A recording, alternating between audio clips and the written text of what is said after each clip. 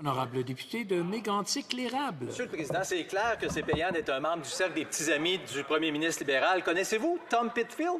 C'est un ami de longue date du premier ministre. Monsieur Pitfield est aussi propriétaire de Data Science. C'est une entreprise qui fait du support technique pour la libéraliste, cette liste partisane de pointage du Parti libéral. Or, on apprend que 97 des libéraux, soit 149 d'entre eux, se sont servis de leur budget de circonscription pour payer les services de Data Science. Qui a demandé aux députés libéraux de payer les services de l'ami du premier ministre? L'honorable ministre. Monsieur le Président, j'ai déjà expliqué que la technologie qui est évoquée ici est utilisée par le député pour aider à gérer le travail de circonscription.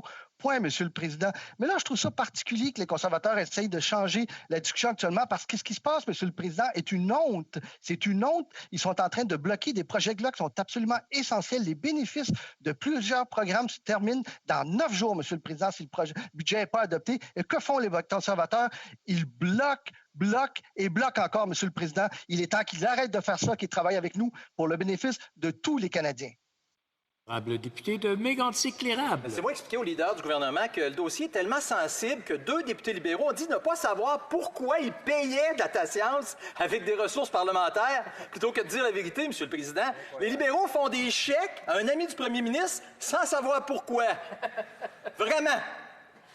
C'est que récemment qu'on a appris l'existence de ces paiements partisans Data Science. M. Pitfield est responsable des services digitaux des libéraux depuis 2015. Il le sera probablement pour la prochaine élection. Est-ce que le premier ministre peut nous dire combien d'argent son bon ami a reçu des bureaux parlementaires depuis 2015? L'honorable ministre.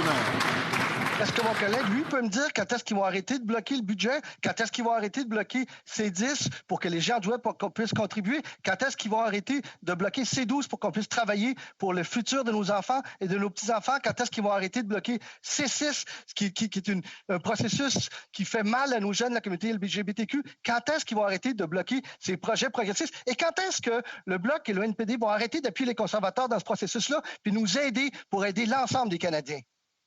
Honorable député de Mégantic-l'Érable. 4 mois sans avoir appelé C6, 183 heures de filibustering en comité, Monsieur le Président. C'est le leader du Parlement qui n'est pas capable de gérer la Chambre, Monsieur le Président. C'est ça la réalité. Le député de Malpec a confirmé au Globe and Mail que le Parti libéral recueille de l'information partisane à partir des bureaux de comté. Je le cite, « Les députés doivent être prudents quant à la façon dont ils utilisent le système pour éviter d'utiliser cette information à des fins partisanes. » En résumé, le premier ministre a un bon ami qui a voyagé avec lui sur l'île de Lagacane, un proche ami qui gère la libéralisme partisane grâce à des fonds publics de 149 députés. Il demande aux Canadiens de croire qu'aucune règle n'a été enfreinte.